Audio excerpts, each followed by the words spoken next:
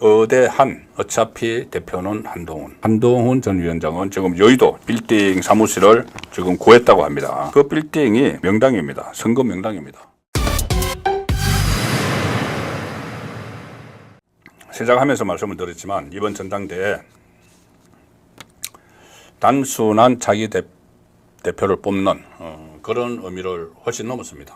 왜냐하면은 안팎으로 지금 안에서는 총선 패배 이후에 윤석열 대통령과 한동훈 전 비대위원장 사이에 갈등이 있다.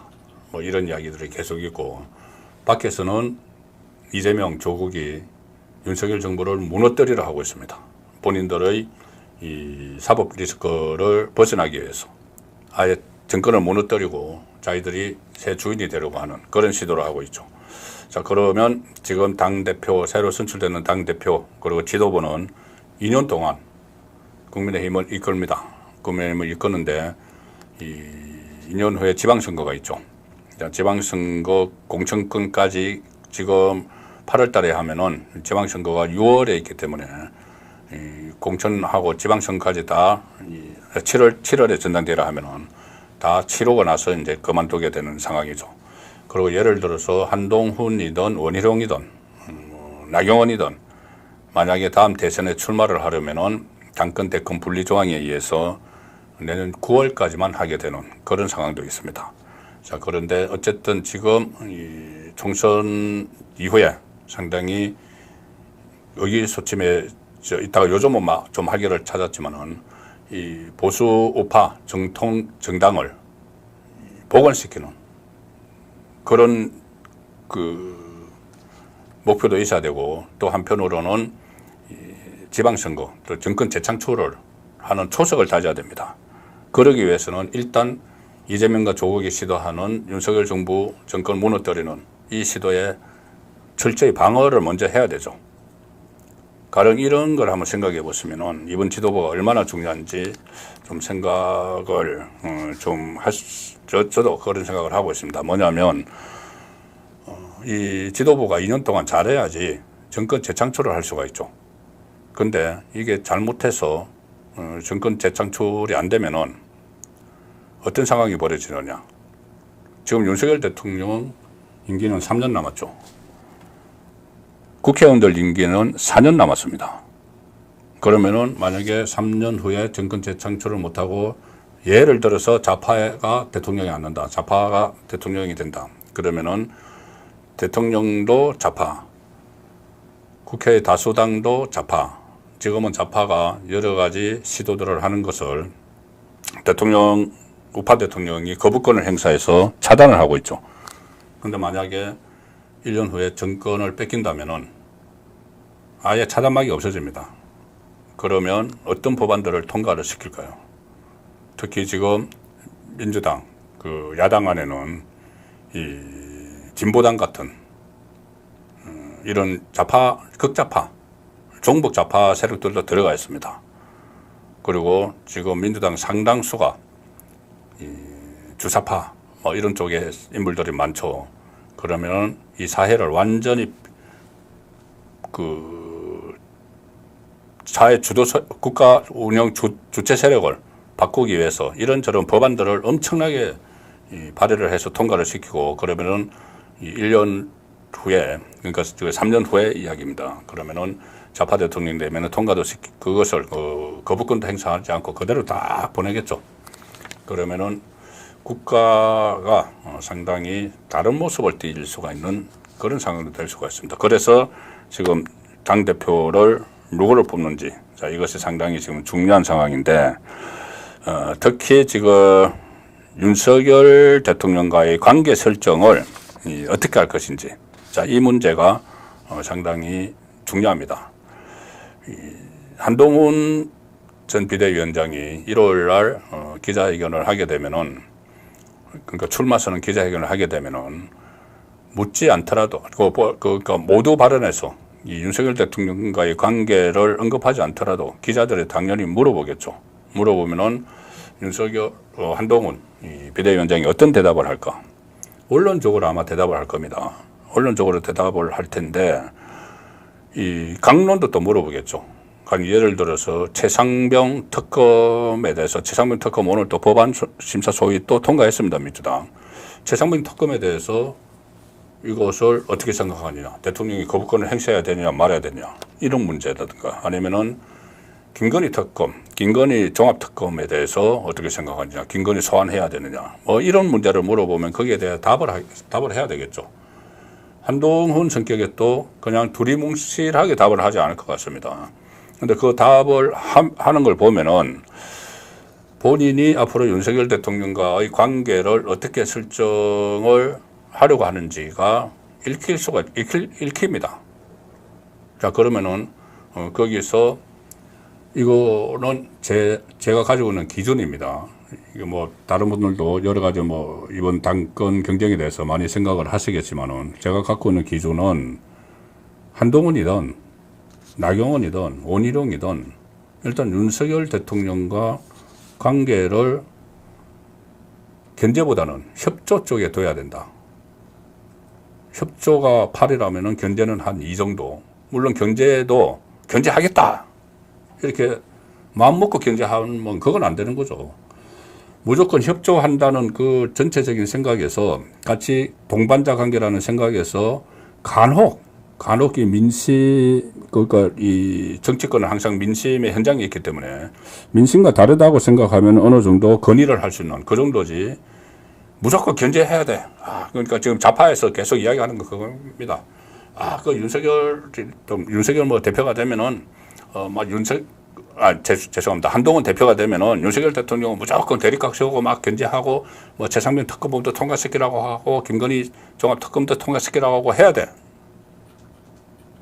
이것을 내부 분란을 일으키려고 하는 것이죠.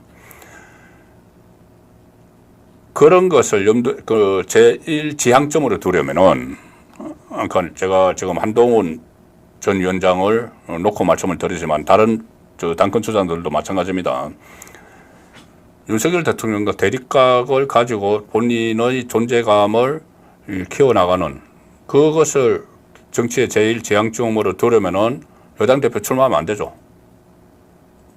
그러면은 나가서 야당 만들어야 됩니다. 대통령과 대립각을 세우는 것을 제1 지향점으로 둔다고 하면은. 그 상황에서 지금 한동훈 비대위원장이 23일 어떤 말을 하는지, 그리고 말을 할 때는 좀 원론적으로 하겠지만 최상병 특검법이나 분명히 그 윤석열 대통령을 겨냥한 것이 틀림없는, 자기들이 이야기를 했죠. 윤석열 대통령도 수사 대상이다. 그리고 지금 공수처, 경북경찰청에서 다 수사하고 있는 거를 특검하겠다고 굳이 하는 것은 윤석열 대통령 겨냥한 겁니다. 탄핵 자력 깔기 위한 거. 그런 노림수가 다 있는데도 만약에 최상병 특검에 대해서 뭐 찬성한다는 입장을 밝히거나 그러면은 이 당 대표 후보로서 저는 지지할 수 없다고 봅니다. 그것은 한동훈도 마찬가지고 나경원 마찬가지고 원희룡도 마찬가지고 또 오늘 또 윤상현 의원도 있네요. 죄송합니다. 윤상현 의원을 계속 빼먹네. 윤상현 의원도 출마 선언을 사실상 했습니다. 어쨌든 이 3년 남은 기간 동안 상당히 위태로운 그런 일들이 계속 일어날 것이기 때문에 가뜩이나 이재명 조국이 그렇게 소동을 피우는데 여당 대표까지 거기 부안해동하는 여당 대표는 절대 안 된다는 말씀을 제가 드리겠습니다. 그리고 원희룡 오늘 이제 전격적으로 출마 선언을 했습니다.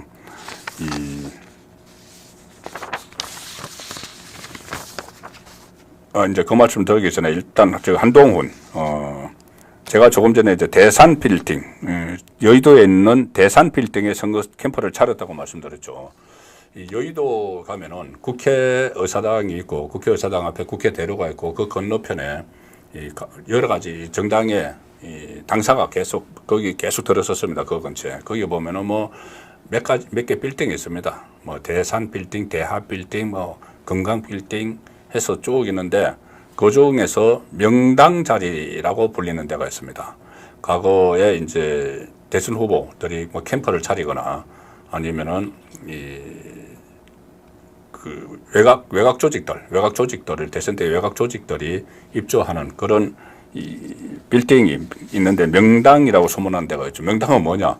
그 빌딩에 입주를 해서 캠퍼를 차려서 성공을 한 잘된 그런 정치인들이 많은 데가 명당이죠.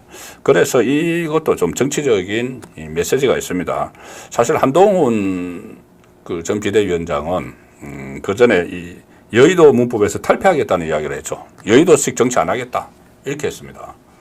윤석열 대통령도 그때는 이 여의도 이 정가에 처음에 정치를 할 때 캠퍼를 차리지 않고 저 종로 쪽에 있는 이마빌딩에서 캠퍼를 차렸었죠. 그런데 지금 오히려 한동훈 전 위원장은 지금 여의도 제가 말씀드린 그 정가에 빌딩 사무실을 지금 구했다고 합니다. 참 이채롭다는 생각이 드는데 그 빌딩이 여의도 대산 빌딩이 명당입니다. 선거 명당입니다. 거기에 그 전에 2012년에 박근혜 대통령 그 박근혜 후보 시절에 그 캠퍼가 대산 빌딩에 있었습니다. 2012년에 그 대통령 됐죠. 2017년에 잡하지만은 문재인 캠퍼가 대산 빌딩에 있었습니다. 그래서 대권을 잡았죠. 그러니까 대통령 전직 대통령 2명을 배출한 곳이고 또 이 당권을 또 여기도 공교롭게도 좌파 한 사람, 우파 한 사람이 당권을 잡았습니다. 이낙연 캠퍼가 거기에 있었는데 2020년에 이낙연 캠퍼가 이낙연이 민주당 대표가 됐죠. 당권을 잡았죠. 그 다음에 김기현 국민의힘 김기현 캠퍼가 2023년에 거기에 있었는데 국민의힘 당권을 잡았죠. 그래서 대권 2번, 당권 2번을 잡은 빌딩을 골랐다. 자, 여의도에서는 이제 그런 식으로 이 명당해서 많이 찾는데 한동훈 전 비대위원장도 이 캠퍼를 그런 명당 자리에 잡았다. 본인이 이제 당권으로 끝나지 않겠죠. 대권에 분명히 도전을 할 의사가 있겠죠. 자, 그러면 대권을 도전을 하려면은 윤석열 대통령과 각을 세우기 시작을 하면은 대권도 물 건너갈 수가 있습니다. 전직 대통령이 성공을 해야지 그 후계자가 그것을 이어갈 수가 있죠. 그래서 견제를 하는 것은 나중에 상황을 봐서 정말 보수 우파에 필요하면 견제를 하는 것이지 그걸 처음부터 나는 윤석열 대통령과 각을 세워서 내 존재감을 가시하겠다 이렇게 하는 것은 받아들일 수 없는 그런 상황입니다. 일단 구도를 보면은 지금까지는 의대한 이렇게 됐죠. 의대한 어차피 대표는 한동훈. 그런데 원희룡이 이 출마를 선언하면서 이게 꼭 그렇지 않을 수도 있다는 그 가능성이 지금 나오고 있습니다. 여의도 정치 분석가들 사이에서. 왜냐하면은 결선 투표 제도가 있기 때문이죠. 이 7월 23일 전당대회에서 한 사람이 50% 이상 득표를 하지 못하면은 결선 투표로 갑니다. 2위 후보와 1위, 2위 후보가 결선 투표를 하죠. 그러면 지금까지 전당대회 같은 것을 보면은 2위 후보는 3위 후보, 4위 후보와 같이 연합을 해서 표를 이제 그쪽으로 다 몰아주면은 다시 2차 결선 투표에서 승부가 뒤집히는 수도 많이 있었죠. 결선 투표는 그 5일 후에 합니다. 1차 투표에서 가반수가 없으면 5일 후에 하는데 똑같은 방식으로 여론조사 20%, 그 당원 투표 80%, 책임당원 투표. 자, 그 방식으로 하는데 지금 최근에 각종 지지율 조사를 보면은 한동훈 전 비대위원장이 50%, 1차 투표에서 50%를 넘는다는 그 보장이 아직 없습니다. 지금 현재 시점 여론조사인데 이게 지금 일주일 사이에 어떤 변화가 있을지 모르는 그 상황이죠. 그 상황에서 가장 최근에 여론조사를 간단한 거를 제가 하나 소개를 드리면은 뉴스원이 14일, 15일 사이에 한국갤럽에 의뢰한 여론조사가 있습니다. 지금 그 국민의힘 당대표를 누가 좋으냐 이렇게 일반 국민 전체를 상대로 하면은 유승민도 많이 나옵니다. 그런데 그것은 별 의미가 없죠. 국민의힘 그 책임당원들이 80%가 거기 반영이 되고 일반 국민 20%가 반영되는데 일반 국민 중에서도 역선택을 방지하기 위해서 미리 물어봅니다. 어느 당을 지지하느냐. 그래서 국민의힘을 지지하거나 지지하는 정당이 없다. 이 응답자만 설문조사를 진행을 하죠. 물론 거기서 뭐 이 민주당 지지자가 위장을 해서 국민의힘 지지자다 이렇게 할 수도 있지만 일단 그런 변수는 제외를 하고 나면은 어쨌든 일반 그 책임 당원이 80%니까 유승민이 받는 그 지지율은 별 의미가 없습니다. 그래서 유승민은 지금 논외로 다 치고 있죠. 자, 국민의힘 지지층에서만 딱 보니까 이 한동훈이 59%입니다. 59%. 그 다음에 2위가 원희룡 11%. 3위가 나경원 10%. 그런데 이제 원희룡 뭐 나경원은 거의 같은 거죠. 같은 거를 보면 되는데 그러면은 한동훈이 59%인데 이것은 국민의힘 지지층만 59%. 이제 지금 현재만 가지고 이야기를 하는 겁니다. 이 조사만 가지고. 저 다른 추세도 비슷하기 때문에. 그러면 이게 여기에 20%가 이 또 그 일반 국민이 여론조사가 들어갔다고 하면 또 이 국민의힘 지지층은 59%지 실제로 이 59%가 책임 당원을 조사를 한 것은 아니죠. 책임 당원들은 또 다른 기로가 형성이 될 수가 있습니다. 그래서 어쨌든 지금 상황에서는 1차 투표에서 한동훈이 50%를 넘어선다는 보장이 없다. 그러면 나경원 혼자 출마를 했을 때는 사실 뭐 객관적인 데이터가 그렇습니다. 여론조사 객관적인 데이터가 혼자 출마하면은 이 한동훈이 50%를 넘어갈 가능성이 훨씬 높았지만 원희룡이 조금 전에 조사도 원희룡이 들어갔죠. 원희룡이 들어가면은 원희룡이 가져가는 게 있기 때문에 한동훈이 50%를 넘기 어렵다. 그러면은 한동훈과 그러니까 원희룡과 나경원이 이 연대를 할 수 있다. 2차 결선 투표에 갔을 때 그런 이야기가 지금 나오고 있는 겁니다.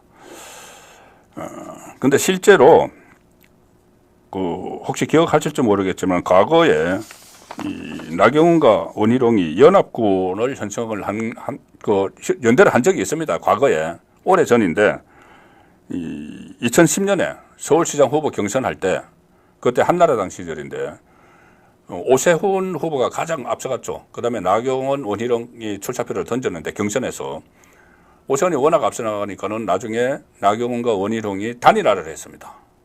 여론조사 같은 것을 통해서 단일화를 해서 그때 나원 연합군 이런 이야기가 있었습니다. 한 번 있었습니다. 그런데 그때 나경원이 이겨서 오세훈과 마지막 경선을 벌였지만은 졌죠.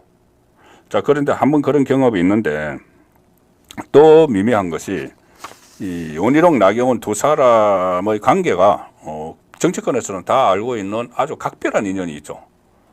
두 사람이 서울대 법대 8회학번 동기입니다. 동기고 서울대 법대 8회학번이 360명인데 그중에 또 같은 반 60명이 한 반이었는데 같은 반이었다. 그러다가 사시도 사법고시도 같이 합격해서 사법연수원 동기. 자, 이런 인연들이 있죠. 뭐 이 동기들 보면 조혜진 뭐 이런 전 연들도 있고 또 뭐 조국도 여기 동기입니다. 자, 어쨌든 그런 각별한 인연 있는 두 사람이 나중에 이제 결선 투표에서 연대를 하게 되면은 이게 어대한이 지킬 수도 있지만 무너질 수도 있다. 이런 분석이 나와서 지금 상당히 이 박진감 있는 그러니까 경선 흥행이 그 전당대 흥행이 되는 것이죠. 흥행 요소가 개입을 했다. 이렇게 이제 설명을 드릴 수가 있고 그러면 원희룡이 왜 갑자기 지금까지는 간혹 이 출마 예정자로는 됐지만은 실질적으로 출마 의사를 밝히지 않다가 전격적으로 이 출마 선언을 했을까? 자, 원희룡 전 장관은 윤석열 정부 초대 국토교통부 장관을 했죠. 그리고 이재명을 잡기 위해서 인천 계양을에 출마까지 했었습니다. 그런데 이제 실패를 했죠. 지금 친윤이 뭐 저는 이제 그렇게까지는 보지 않지만 언론 보도는 계속 그렇습니다. 이제 한동훈을 비윤, 반윤으로 보고 친윤 후보를 내세워서 견제를 한다. 그런 구도라고 보면은 친윤에 내세울 사람이 없죠. 사실상 지금 그 유력하게 거론되는 사람들 나경원, 그 다음에 윤상현, 안철수 이제 불출마 선언을 했고, 오늘 김재섭 초선 도전했는데 그것도 불출마 선언했습니다. 친윤에 마땅한 주자가 없습니다. 나경원 의원을 그래서 친윤으로 만든다. 그 전에 이제 김기현 대표가 경선할 때 사실상 용산에서 주저앉혔죠. 그래서 비윤 되는데 워낙 없으니까 친윤으로 만든다. 근데 그게 만든다고 만들어지는 게 아니죠. 비윤으로 한번 이렇게 자리매김을 했는데, 그래서 긴급 투입한 것이 원희룡이다. 그럼 이제 친윤이 조직적으로 지원을 할 거다. 자, 그러면 여기서 좀 난감해지는 사람은 나경원 의원일 수가 있죠. 나경원 의원. 본인이 양강구도로 이렇게 해서 친윤, 굳이 내가 친윤 지원, 모든 계파의 지원을 다 받겠다는 이야기를 했죠. 그래서 친윤이 정폭적으로 밀어주면은 잘하면 성산도 있었는데, 지금 원희룡이 친윤의 대표주자라는 것이 거의 각인이 되고 있는 상황입니다. 자, 그러니, 나경원 후보가 그렇다고 지금 이 경선에 불출마, 하는 것도 지금은 안 되죠. 본인이 이제 오늘, 원래는 오늘 좀 출마 공식 선언을 한다고 했는데, 이 원희룡 등장 이후에 조금 더 시간을 갖는 것 같습니다.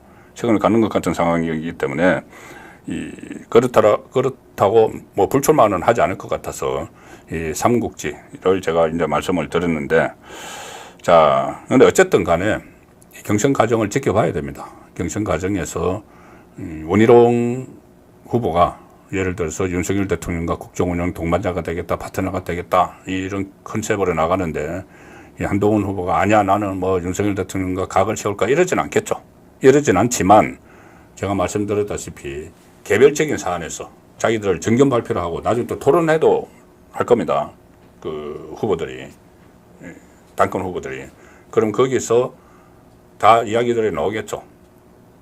지금 윤석열 대통령을 압박을 하는 최상병 특검이나 좀 정치적 의도가, 민주당에서 정치적 의도를 다분히 설치한, 자, 그런 특검법 같은 것, 그리고 다른 법안들, 또 민주당이 밀어붙이는 법안들 있죠. 그런 법안들에 대한 서로 입장을 묻는 과정에서 윤석열 대통령을 보호를 해서 같이 가려는 그런 의지를 읽을 수 있는 후보가 있는가 하면은, 또 그렇지 않은 오로지 차별화를 해서 자기의 존재감을 부각시키려고 하는, 자, 그런 후보들도 눈에 보이겠죠.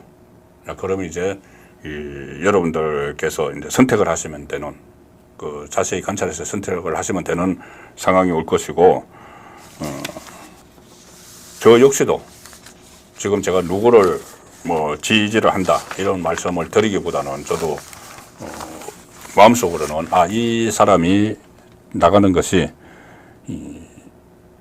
윤석열 정권을 지키는데, 그냥 더 구체적으로 말씀드리면 윤석열 정권을 지킨다는 표현도 표현이지만 보수파 진영을 지키는데 천신만고 끝에 정권 교체를 해서 이 비정상의 정상화를 시도하고 있는 이 보수파 정권을 임기까지 최소한 임기까지 정권 재창출도 해야 되지만 그거 지키는데 어느 후보가, 당권 후보가 적합한지, 그것은